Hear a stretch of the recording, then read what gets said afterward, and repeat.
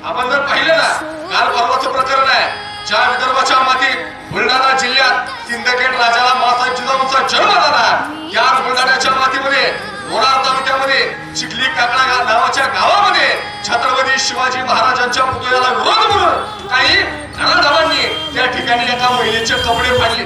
जी मायमौली आमची छत्रपती शिवाजी महाराजांचा पुतळा हटवून म्हणून बोलत होती, त्या महिलेच्या अंगावरचे कपडे फाडण्याचं पाप महाराष्ट्रामध्ये काही नराधमांनी केलंय.